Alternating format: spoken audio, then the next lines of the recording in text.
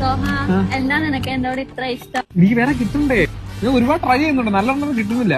സോഹ, ഒന്ന് ചിന്തിക്കേ, എന്നെ പോലെ ഒരു മണ്ടി പൊട്ടി മണമണാഞ്ചി വന്നിട്ട് നിന്റെ അടുത്ത് ഇഷ്ടമാന്ന് പറഞ്ഞ എന്തോ പറയുന്നേ? മോളെ, നിന്റെ വിചാരം എന്തോ എല്ലാ ആമ്പിള്ളാരും ഒരുപോലാണോ?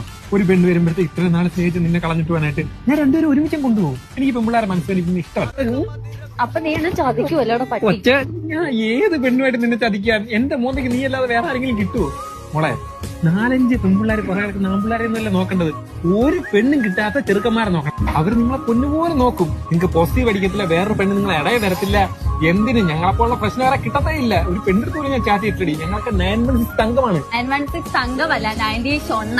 മോളെ, നിന്നെ കളഞ്ഞിട്ട് എനിക്കും വേറെ നല്ല ഓപ്ഷൻ കിട്ടത്തില്ല, എന്നെ കളഞ്ഞിട്ട് നിനക്ക് നല്ല ഓപ്ഷൻ കിട്ടത്തില്ല. അതെന്താ എനിക്ക് വേറെ ഓപ്ഷൻ കിട്ടിയ?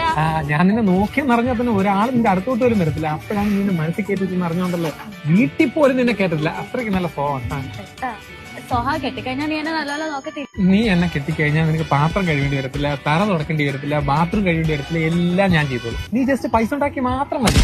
പിന്നെ പണിയെടുത്ത് ജീവിക്കാനല്ല ഞാൻ ഇരിക്കുന്നത്. 40 ലക്ഷം രൂപ ക്രെഡിറ്റ് ആടാ.